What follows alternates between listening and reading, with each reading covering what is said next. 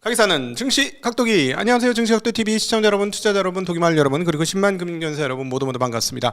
1월 29일 목요일, 연일 사상 최고치. 그리고 아시나요? 1월 달에 하락이 거의 없었다는 사실 아시나요? 네, 이틀인가 빠지고 계속 오르고 있습니다.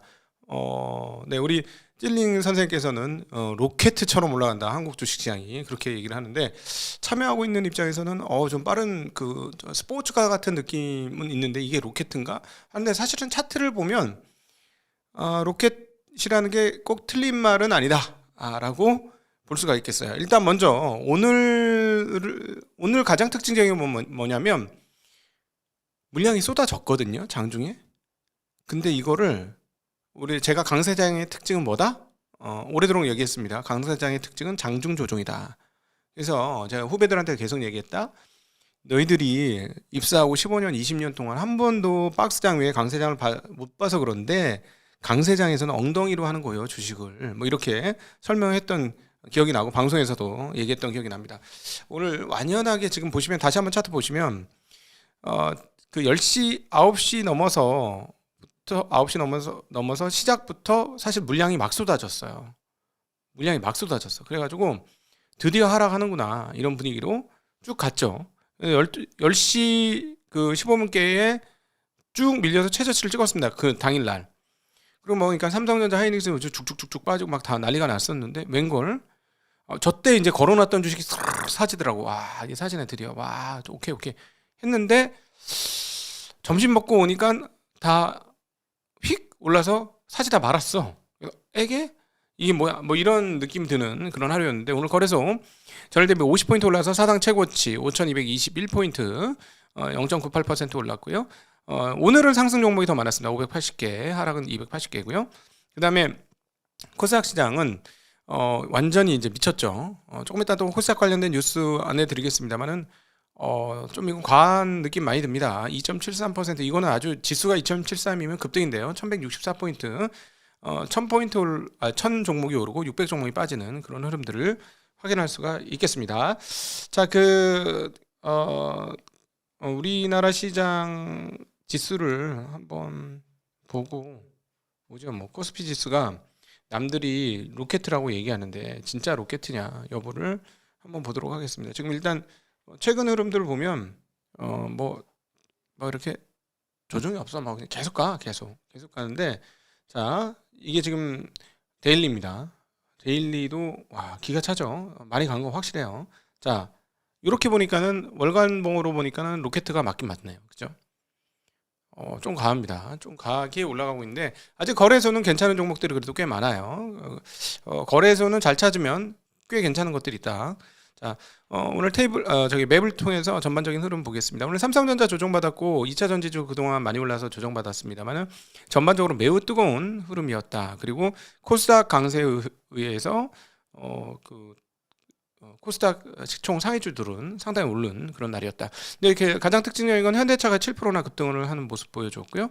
SK 하이닉스가 올라가자 SK 스퀘어도 덩달아서 올라가고, 주식회사 SK도 상당히 오르는 모습을 보여줬습니다. 그리고 미국에서 ASML이 엄청나게 오르는 모습과 실적 발표 이후에 시간에서 좋은 모습 보여주니까 한미 반도체가 11%나 올랐고요. 그래서 기계 장비 업종들도 상당히 좋은 모습 보여줬습니다. 그러나 업종별로 가장 뜨거운 놈은 증권 업종이었습니다. 오른쪽 밑에 보면 증권 업종, 삼성생명 밑에 증권 업종 있죠. 증권 업종이 점차 이제 몸집을 키워가면서 보험 업종에 버금가는 사이즈로 점차 커지고 있습니다. 굉장히 커지고 있고요. 뭐 그럼에도 불구하고 우리나라는 금융 지주에 비하면 째빠리도 안 되는 그런 정도인데, 상당히 사이즈가 커졌어요, 과거보다. 그리고 고려아연이 은값 상승에 힘입어서 미친 듯한 상승을 보여주고 있습니다. 이야, 경영권 분쟁으로도 오르고, 자, 이제는 은값 상승의 최대 수혜주로 올라가죠. 왜 은을 아연을 정연하면 은이 나오죠. 그래서 근데 지금 거의 중국 마감에서 말씀드렸지만 금은값이 거의 미쳤어요. 지금 이게 지금 맞나 할 정도로 끝도 없어요. 지금 5,500불을 돌파했습니다. 장중에 5,600불까지 잠깐 가는 모습 확인할 수가 있습니다. 은가격도 마찬가지고요. 지금 흐름이 그러니까 지금 달러값 하락이 가장 큰 이유가 되겠습니다. 그러니까 돈 가치가 떨어지기 때문인데 원자재 가격이 이렇게 많이 오르는 거. 그다음에 중국 같은 경우는 기초자산, 기초금속 지수 이런 게 있는데 연초 1년 전 대비 무려 3배 올랐어요. 3배. 어마무시하게 올랐습니다. 자, 이제 그래서 핵심은 문제는 뭐다? 달러 값이다. 그러면 한국 지수 물론 제가 외국에서 계속 돈 들어와요. 한국에. 제가 계속 말씀드렸지만 한국 시장이 어떤 애들이나 다 똑같아. 다 똑같아. 뭐가 똑같아? 지수가 올라가고 수익률이 빵빵 터지면 그때서야 돈 넣어. 그건 뭐 명확한 흐름이에요. 지금 달러 가격 흐름 살펴보도록 하죠. 달러 가격이 아예 이제 트럼프 이후로 하락 추세를 완연히 걷습니다. 여기서 한 번 더 내려가면 저 왼쪽 밑에 저 V자 2개 W자로 그려진 거기까지도 열려 있는 거죠. 근데 최근에 보시면 아주 빠른 속도로 내려가고 있습니다. 근데 한번 쉴 때가 되지 않았나 싶긴 한데 어떻게 될지 잘 모르겠어요. 자, 그다음에 은행 환율 전체적으로 한번 살펴보도록 하죠. 이제 원화환율도 1,431원. 난 제일 궁금한 게 기업들이 가지고 있는 달러 지금 무슨 생각을 할까? 결제 통화 들고 있었던 애들. 근데 그 중에서 과하게 들고 있었던 애들 무슨 생각할까? 달러 약세라고 아예 트럼프가 선포했는데 계속 공부하고 있을 텐데 은행 기업 달러 들고 있는 사람 증시각도에 보고 있을 텐데 흔들리겠지 마음이. 그러다 던지어서 더 빠지면 더 흔들리겠지. 그래서 먼저 스마트한 사람들이 먼저 던지고 조마조마하다가 나중에 던지고 막 그렇게 되겠지. 네, 그럴 것 같습니다. 근데 어쨌든 엔화가 일단은 약세를 한번 숨고르게 하고 있습니다. 933원. 그다음에 지금 원화 강세인 점은 다른 통화를 통해서도 좀 드러나죠. 중국 위안화 대비 한 220원 정도까지 갔었는데 206엔, 유로화 대비는 1713원입니다. 네. 자, 국채금리 상황 보도록 할게요. 국채금리 조금씩 올랐습니다. 조금씩 올라서 10년물 3.54, 2년물 2.90, 5년물 3.40, 그리고 30년물 3.49.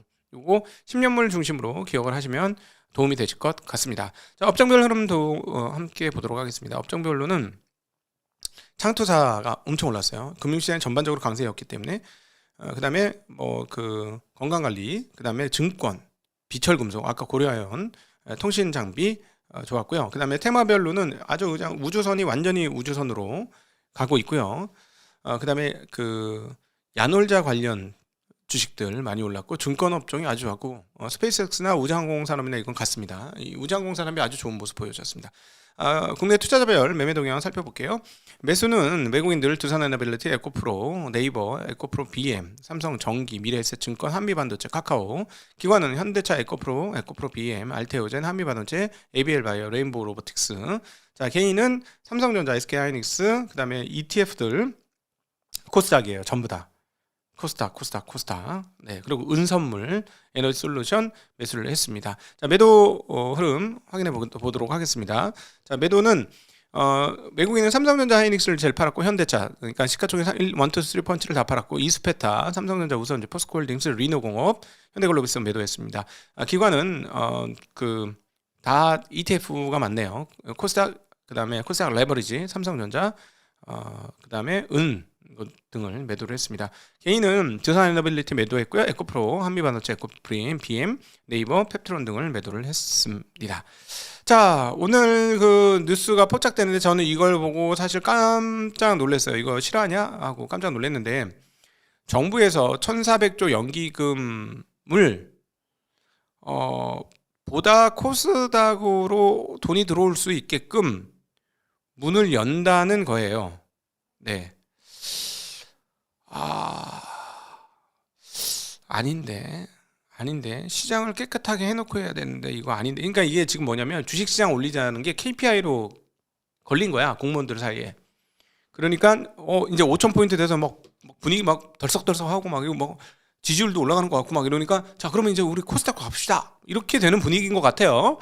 그러면 이제 거래소도 됐으니까 개인들이 많은 코스닥도 땡기면 좋지 않겠어요? 이게 무슨 이렇게 정책 목표가 되면 안 돼요. 이거 시장에 맡겨둬야지. 그러니까 비정상이 정상화될 수 있도록 하는 거는 좋아요. 근데 제가 이제 배가 아파서 그런 게 아니고 2차 전지 때하고 똑같은 느낌이라서 그러는 거예요. 똑같은 느낌. 이거 나중에 감당 어떻게 하려고 그러나? 근데 연기금 같은 거는 제가 계속 했지만 알아서 잘하지 않습니까? 잘하는 거를 알아서 하게 만들어야지. 그동안 누적 수익률이 얼마나 좋아요. 제가 그래서 존경한다 그랬잖아요. 국민연금 운용하는 그 운용자들은 너무너무 잘해서. 그리고 그분들 알아서 판단할 거거든. 지금 한국 시장 어떻게 돌아가니까 어떻게 해야 되겠다 이런 거 알 텐데, 어찌되었건 지금 얘기 나오는 게 뭐냐면 연기금의 코스닥 투자액이 지금 5조 8천억인데 국내 투자 규모의 3.7% 수준에 불과하다. 뭐 이런 게 나와요. 그래서 기획처가 국내 우량 기업 투자는 경제 선순환 메커니즘으로 선제적 투자를 통한 기금의 장기 수익률 제고 전략으로 모두 활용할 수 있다. 국내 주식 투자 포트폴리오에 코스닥 종목을 편입, 확대, 투자 다변화와 혁신 성장 기반 조성에 기여할 수 있을 것이다. 그러면서 혁신 생태계 제고를 위해 국내 벤처 투자 강화도 모색해야 한다. 이런 얘기했습니다. 아까 벤처 관련 게 테마에서 제일 많이 올랐죠. 예, 그리고 코스닥 엄청 올랐죠. 이제 이해되시죠? 그러면서 그 벤치마크에, 국내 벤치마크에 기준을 평가하는 벤치마크에 코스닥 지수를 5% 혼합하겠다. 그래서 연기금의 코스닥 시장 참여 유인을 높이려고 한다 라는 소식이 나왔어요. 일단 코스피 5천 특위에서 코스닥 3천을 거론했잖아요. 저는 이거 거론하신 분은 빨리 사과하셔야 됩니다. 그리고 빨리 말 바꾸셔야 돼요. 정치 생명 위험합니다. 제가 보기에는 애정을 갖고 드리는 말이에요. 왜냐하면 코스피 5천까지 굉장히 애를 많이 쓰셨던 분들이라 너무 감사하거든요. 그래서 드리는 말씀이에요. 지금 이 꾸정물 속에 맑은 물을 넣는다고 꾸정물 바뀌지 않는다. 지금 이 상황에서는 정말 그렇게 하고 싶으면 코스닥 종목을 대략 몇백 종목으로 추려야 돼요. 진짜 투자해도 괜찮은 종목을 코스닥 1부 같은 걸로 딱 만들고 나머지는 2부 또는 3부로 이렇게 가야 됩니다. 여기는 죽을 수도 있어요. 그러나 투기적인 사람들끼리 모여서 알아서 하세요. 카지노하고 비슷해요. 뭐 이런 식의 걸 아예 시장을 따로 열어서 경마처럼 하라 그래. 그냥 경마적 마인드를 가진 사람들이. 근데 좋은 기업들은 좋은 기업대로 선별을 해줘야죠. 그러니까 사실은 이거 정치권이 못하지. 모르잖아. 안 해봤으니까 잘. 정치인들은 ETF밖에 더 사나? 그러니까 모르지. 그럼 이거를 거래소에서 해야 되잖아. 근데 거래소가 아느냐는 거지. 모르잖아. 왜냐하면 그분들도 관료 출신이라서 주식을 해본 적이 없을 거예요. 본격적으로 우리들처럼. 네. 그리고 깡통 차보는 거는 말도 안 되는 일이고 사실상 거리가 멀어요. 주식시장에 대한 이해도가 떨어지는 분들이 KPI만 들고 나와서 한다는 거야. 뭐 그동안의 KPI가 뭐였어? 상장 많이 하면 그게 장땡이야. 그러니까 무조건 상장. 그러니까 투자자들이 어떤 피해를 입는지. 그러니까 지난번에 NXT한테 거래 그 지분율이 뺏기니까 그 들고 나온 게 뭐야? 거래 시간 확장. 또 거래 더 많이 하면 개인들 더 깨지는데 그런 안중이 없어. 그냥 KPI가 그거기 때문에 하는 거야. 이 관료 시스템 문제가 뭐냐면 KPI 떨어지면 그대로 하는 거예요. 금융권에도 그런 경우가 좀 많지. 은행 쪽에. 그래서 그러잖아. 은행권의 KPI와 남북 통일이 설정되면 분명히 통일된다. 뭐 이런 우습게 얘기도 있습니다. 우리들끼리는. 자, 어찌되었건 안 됩니다. 위험해요. 아, 정말 나는 아니 코스피 5천은 지금 이렇게 보면 매매 비싼 것도 있지만 근데 해외 주식에 비하면 뭐 그렇게 썩 비싼 것도 아니니까 뭐 한 25배, 35배 뭐 이런 것도 있긴 하지만은 그러나 아직도 한국의 대표 주식들은 이익 대비 한 15배 언더잖아요. 그런 기업들이 아주 많고 여전히. 그러니까 뭐 이건 괜찮아. 그렇게 볼 수 있는데 아니 몇백 배라니까 시장 자체가 그래요. 거기는. 이거는 좀 제발 다시 한번 좀 생각을 해주셨으면 좋겠다. 좀 걱정이다. 지금 연기금이 그 코스닥 비중 뭐 3.7%인데 그 1,400억 중에서 한 3.7%니까 사실상 금액으로는 꼭 적은 건 아닙니다. 그래서 참 하여튼 벤처 투자에 대해서 연기금 평가할 때 벤처 투자를 해주면 배점을 더 주겠다 이거죠. 그러니까 이게 지금 관료들의 시스템이 이거야. 나는 이제 이거를 막 얘기를 한 입장에서 조금 질렸는데 이거 안 되고요. 제가 보기엔 관료한테 맡기면 안 되고요. 이렇게 중국 공산당 하는 것도 봤잖아. 걔네는 KPI 연말에는 시장이 놀아버려. 왜냐면 KPI 다 달성해서 끝났거든. 아무것도 안 해. 그러다 1월 때니까 거기도 막 시장 올라가거든요. 왜냐면 KPI가 막 내려오니까. 이래서 이 자본시장은 관료들한테 맡기면 안 되고 그냥 시장에 넘겨야 됩니다. 지금 하는 이걸 보니까 저도 약간 이거 주식 시장이 거래소에 상장되면 이익을 추구하다 뭐 좀 잘못되는 거 아니야? 그리고 또 한국적인 분위기에서 상장돼 가지고 잘할 수 있겠어? 또 눈치 보고 이러지 않겠어? 뭐 이런 생각을 했었는데 아무리 그러더라도 이런 식의 KPI 설정해서 뭐 하는 거 이거는 진짜 위험합니다. 제가 보기에는 좀 조심했으면 좋겠다. 너무 시간을 많이 끌었네요. 자, 다음 이슈로 넘어가겠습니다. 자, 아시다시피 그 나사의 유인달探사 임무 프로젝트가 아르테미스라고 있습니다. 아르테미스 2호.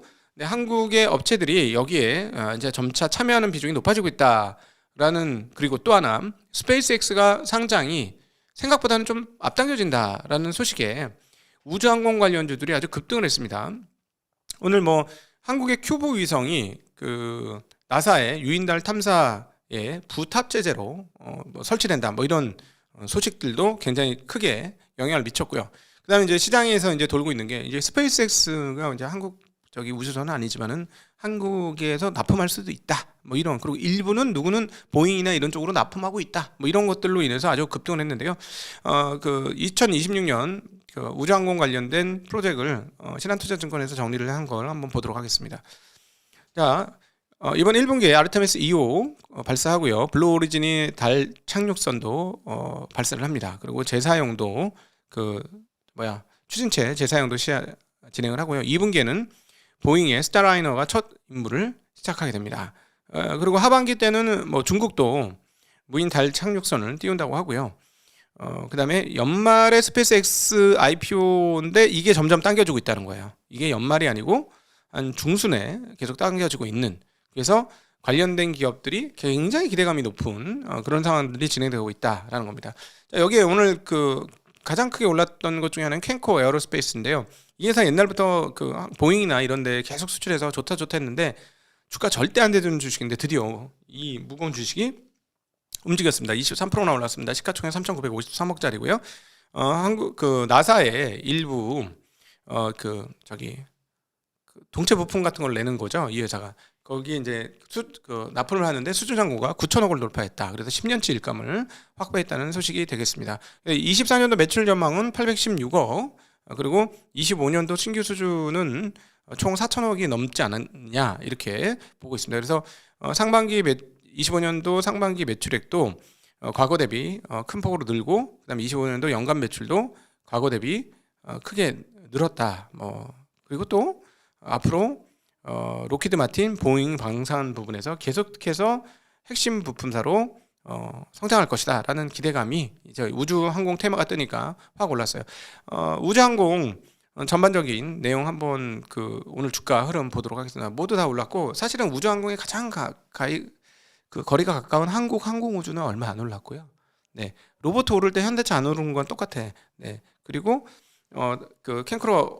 캔코 아이어로, 그다음 나라스페이스, 세트랙아이, 이노스페이스 등등은 아주 큰 폭으로 오르는 흐름 보여줬습니다. 이게 테마적 흐름이 계속 나타나고 있습니다. 자, 앞서도 잠깐 언급이 드렸습니다만 오늘 시장에서 제일 많이 오른 거는 증권주예요. 자, 왜 그랬을까요? 오늘 제목에 달려드린 대로 거래 대금이 1,000조를 돌파했습니다. 1,000조 돌파. 네, 누가 제일 돈을 많이 벌겠어? 여기저기 와서 막 하우스가 그냥 꽉꽉 차. 그럼 하우스들이 돈을 제일 많이 벌죠. 증권 회사들이 돈을 많이 법니다. 근데 개인적으로 증권회사 있다가 나왔습니다만 증권사들에 대해서 저는 굉장히 유감이 많아요. 몇몇 회사들은 배당을 많이 주는데 사실은 수의 회사들은 배당을 많이 안 줬었어요. 근데 그 회사가 지금 주가가 많이 오르더라고. 그래서 조금 유감스러워서 올해부터 배당을 많이 줄 거라는 기대감이 있습니다. 엠모 회사죠. 기대해 보겠습니다. 배당을 좀 많이 주기를 좀 기대해 봅니다. 오늘 보시면 아주 작은 회사부터 난리가 났어요. 나는 본 적이 없어갖고 이 회사가 이 가격인지 몰랐네. 깜짝 놀랐네. SK증권이 900원. 네. 29.94% 상한가. 그 다음에 이제 상상인증권, 미래에셋증권, 유지진투자, 유한타, 한국금융, 하나투자, LS증권, 키움증권 등등이 큰 폭으로 오르는 양상을 보여주었습니다. 예전에는 가지고 있는 자사주들이 많아서 자사 소각 이슈가 있지 않겠어? 이런 것들이 많이 올랐는데 이제는 좀 퍼지는 것 같습니다. 왜냐하면 중소형 증권사가 오른다는 거는 이제 다 좋아지겠군. 그러니까 싼 증권주 사야 되겠어. 이런 흐름들이 작동됐다라고 보여지네요. 자, 어쨌든 투자 예탁금도 500조를 돌파했고 거래 대금도 1000조를 돌파해서 증권업이 가장 뭐 좋을 것이다. 지금 2025년 말 기준으로도 지금 15%가 그 예탁금이 증가했고요. 그 다음에 전년 동기 대비로는 무려 예탁금이 60%나 증가하는 100조는 하여튼 처음 봐요.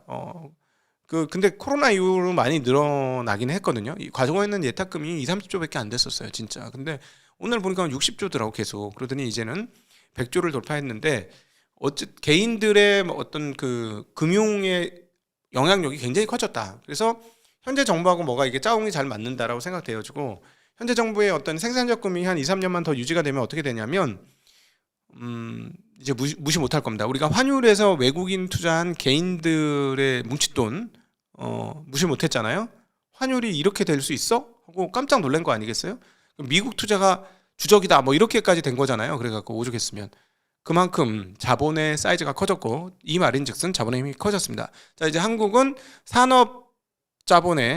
그러니까 산업 세력의 중심에서 자본의 힘이 커져서 밸런스가 맞아지는 그런 상황으로 넘어가기 시작했다. 그러니까 거래소가 바뀌어야 된다. 왜냐하면 그동안의 거래소는 한국의 자본시장이 커지는 거에 대해서는 일절 관심이 없었고 많은 기업을 상장하는 거에만 집중했기 때문에 투자자 보호에 있어서 거의 뭐 굉장히 후진적인 모습을 보여주었고 그래서 저희들의 입장은 이거를 아예 그 상장을 시켜서 완전한 그 주주들의 이익을 위해서 움직이는 그 이익 기업으로 바꿔야 된다라는 주장을 계속하고 있습니다. 그래야 바뀐다. 안 그러면 안 바뀐다. 그래서 이 부분은 현재 이재명 정부도 결단을 하셔야 되는 부분입니다. 뭐냐면 자기 사람들 꼽을 수 있거든요. 자기 이렇게 수족들처럼 하던 사람들을 거기 사장으로 꼽을 수 있어요. 그리고 금감원이라든가 뭐 기재부나 이런 쪽은 이렇게 열심히 잘 보여가지고 내가 여기 한번 거래소장으로 가고 거기서 이제 국장으로도 가고 뭐 이렇게 좋잖아. 월급도 많이 받고 좋아요. 그런 게 지금 암묵적으로 지금 계속 돌아가고 있는 거거든요. 그러지 말고 그냥 민간기업화, 완벽하게 민간기업화하고 근데 지금도 사실은 주식회사니까 그럼 어떻게 해야 돼? 상장을 해야 돼. 상장을 해서 돈 벌으면 그 주식 산 국민들도 돈을 벌고 그리고 감시도 받고 주주감 뭐 하는 거예요? 지금 뭐 하시는 거예요? 거래소? 그렇게 해서 되겠어요? 지금 똑바로 못 하시겠어요? 이렇게 주주들한테 욕도 먹어가면서 욕 먹어서 상장한 기업 있잖아요. 현대차. 우리나라 그 소비자들이 얼마나 까다로웠어. 그렇게 자동차에 대해서 왜 니네들은 이렇게 못 만드냐. 흉기차다. 야 니네 독일차 만드는 거 못 봤냐. 막 이러고 막 난리도 아니었잖아요. 네, 이제 현대차 이야기를 해보죠. 현대차가 실적 발표했습니다. 현대차가 실적 발표했는데 실적이 뭐 그렇게 썩 좋지는 않은 듯도 했는데 주가가 엄청나게 올랐단 말이에요. 오늘 왜 그러냐면 이익은 감소했어요.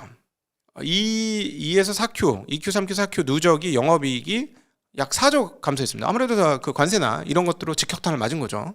그런데 이 내용을 까고 보니까 어떤 상황이었냐면 매출액은 186조 원으로 전년 대비 6%가 증가하면서 역대 최고를 기록을 했고요. 영업이익은 11.4조 원으로 전년 대비 20% 가까이 빠졌습니다. 그러니까 이게 주가가 빠져야 되는 거거든. 주가가 빠지려고 했으나 시간이 지나면서 계속 올라.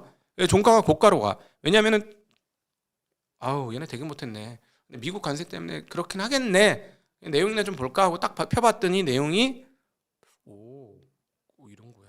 뭐 이렇게 된 거죠. 왜냐? 판매 대수가 감소가 됐는데 그 믹스가 달라져가지고 즉 비싼 차를 잘 팔아. 이거는 되게 크죠. 옛날에 한국 차는 미국 시장에서 어떤 취급을 받았습니까? 미국 차 사고 애들 그 동네가 넓으니까 차가 한 대로 안 되니까 두 대가 있어야 되니까 싼마이로 에이씨 야, 네가 이거 타라 야 여기 마실 갈 때만 타 하고 사주는 차였어. 그 다음에는 이제 1번 차가 메인 차가 되고 그다음 또 싼마이로 세컨카로 갔어요. 그 다음에 이제는 그냥 세컨카로 갔어요. 자 이제는 뭐야? 야 이거 옛날 그 1번 차가 똑같네 이렇게 되는데 디자인 잘 빠졌네 이러다가 타보니까 좋아. 야 내장 제봐. 내장 되게 좋은데? 야 이거 벤츠보다 낫다. 벤츠보다 싼데 벤츠보다 난데? 지금 이런 분위기가 된 거죠 지금. 야 이 그 숱한 역사들을 이렇게 나는 이거 되게 취하고 싶어. 이런 것들을 그리고 한국 사람한테 그 욕을 먹어가면서 그렇게 올라온 건데 내용을 보니까 제네시스가 많이 팔렸어요. 네, SUV하고 그래서 SUV하고 제네시스의 비중이 나도 이거 깜짝 놀랐는데 63%예요. 그 중에 특별히 이제 제네시스보다는 SUV가 많아. 한 58% 팔았습니다. 예. 그래서 판매량이 413만 대로 줄었는데 이로 인해서 마진은 어느 정도 좀 지켰다. 그리고 제네시스와 SUV는 마진이 높아서 고가차가 판매되겠다. 이거는 뭐 되게 좋은 뉴스잖아. 그러니까 우리가 고가차 살 때 옛날에 우리 젊은 분들은 잘 모르겠습니다만 저희 세대는 그래. 뭐, 쟤 외제차 탄대. 걔 외제차 타. 아 그래? 그 말인즉슨 뭐냐면 쟤네 집 부자래. 이런 뜻이었어요. 옛날에는. 외제차는 무조건 다 비싼 차였거든. 한국차가 제일 싼 차였고. 근데 지금이 그 외제차 미국 애들이 야 쟤네 집 한국 제네시스 샀대. 뭐 이렇게 되는 거죠. 네. 재밌습니다.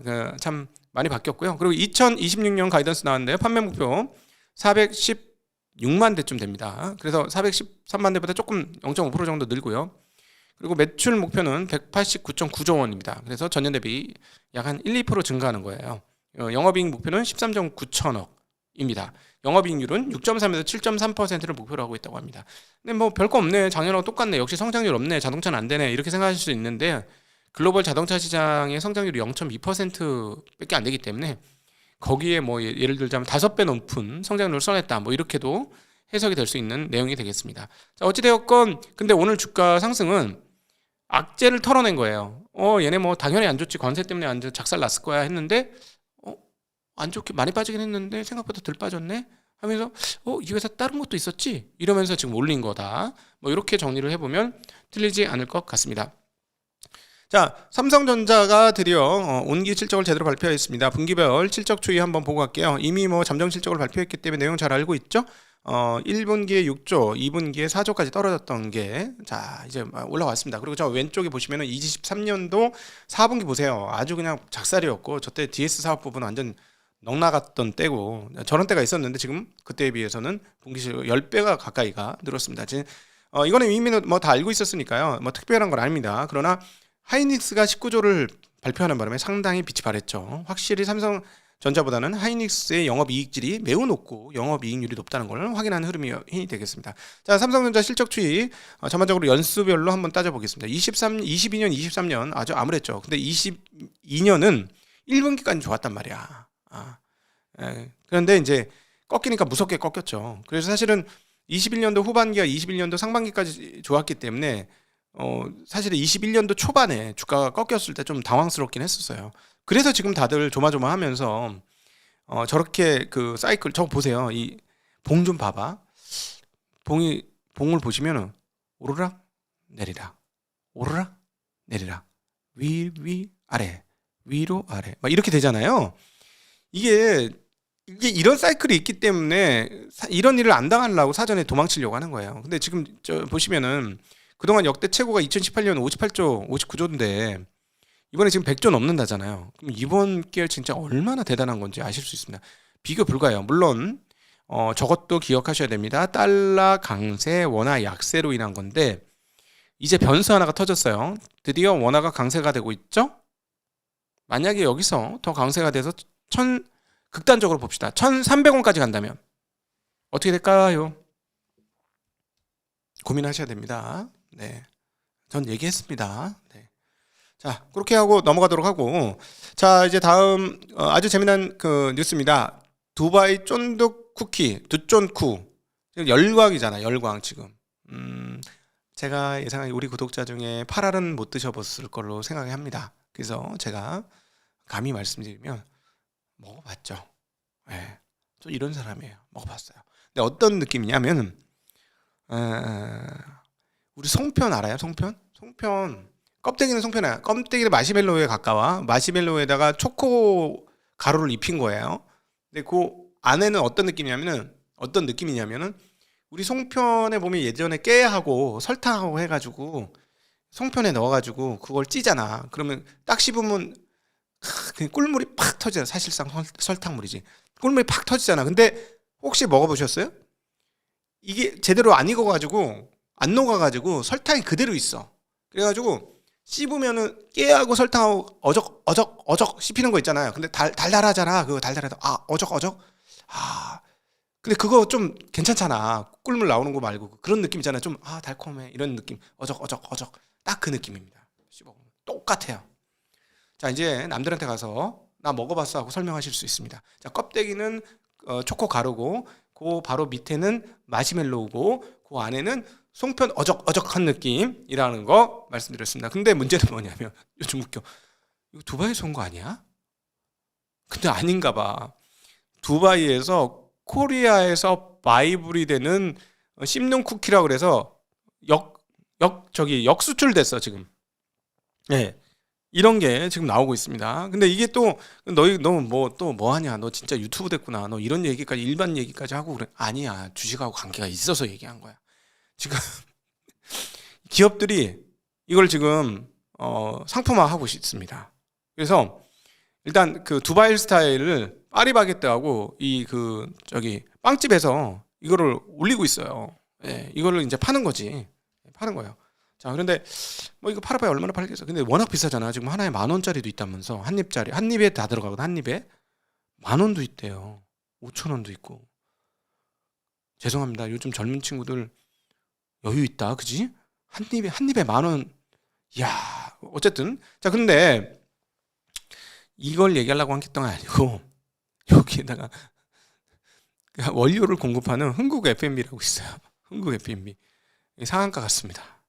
야, 참 웃깁니다. 이거는 추천 이런 거 아니에요. 너무 작은 회사라서 저희가 뭐 그렇게 얘기를 할 수 없고 어쨌든 이 회사가 이 안에 뭐가 있냐면 피스타치오가 들어가고요. 그다음 카다이프 뭐 이런 것들이 들어가요. 그러니까 이 원료를 직수입하기로 했다라는 겁니다. 그래서 2월 중에 입고를 해서 팔 거다 이런 소식이 들리면서 이 회사가 상한가를 갔다 하는 뉴스가 있겠습니다. 자, 그리고 끝으로 행동주의 관련된 소식 전해드리도록 하겠습니다. 자, 대양전기가 행동주의 펀드의 요구에 따라서 지배구조 개편에 착수했다는 공시가 떴습니다.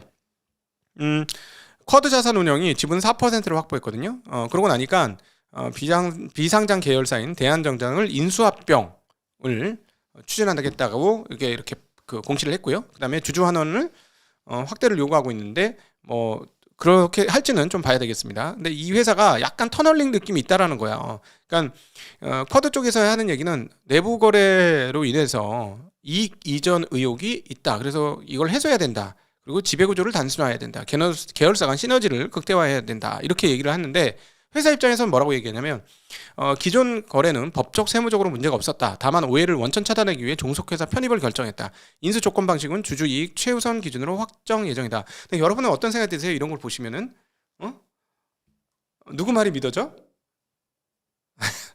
더 이상 얘기는 안 하겠습니다. 자, 그러나 저희 증시 각도기는 그건 못하지만 매트릭스 투자자문은 결국 행동주의를 할 겁니다.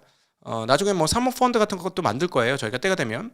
그래서 사모펀드를 만들어서 저희 행동주의 하겠습니다. 나중에 행동주의에 참여하시고 싶으신 분들이 있다면 저희가 사모펀드를 이제 조성합니다라는 이야기를 하면 그때 저희를 한번 찾아와 주시고 그때는 좀 뭉칫돈이 필요해요. 저희가 행동주의 할 수 있는 좋은 뭐 변호사나 이런 라인업을 갖춰가지고 할 건데 아직 시간 많이 있어. 한 1년, 2년 더 걸려. 근데 할 거거든요. 그때 한번 본격적으로 한번 참여를 한번 해보시면 어떨까 하는 생각이 듭니다. 그 전에 저희는 이제 2월부터는 유안타 증권과 일임 계약을 시작하게 됩니다. 그래서 각 유안타와 거래하고 계신 분이나 유안타를 통해서 거래하고 싶으신 분은 유안타 증권의 계좌를 개설하시고 저희한테 연락을 주셔서 어떻게 하는지 가이드를 받으시면 좋을 것 같습니다. 지금은 다 퇴근했어요. 지금은 없어. 지금 전화하면 안 돼. 이놈들 왜 전화도 안 받아? 이러시면 안 돼. 지금 다 퇴근했으니까. 자, 어쨌든 자, 저희는 여전히 저렴한 주식을 찾고 있습니다. 과거보다 찾는 발걸음이 좀 빨라졌습니다. 갖고 있는 놈들이 너무 많이 올라서 이제 더 이상 살 수 없는 상황들이 왔기 때문에 새로운 종목을 편입하려고 지금 노력 중에 있는 그런 상황이 되겠습니다. 그래서 드리는 말씀은 목표 수익률을 더 내리시라 라는 말씀을 드리고 싶습니다. 자, 오늘도 함께 해주셔서 진심으로 감사합니다. 행복한 저녁 되십시오. 안녕.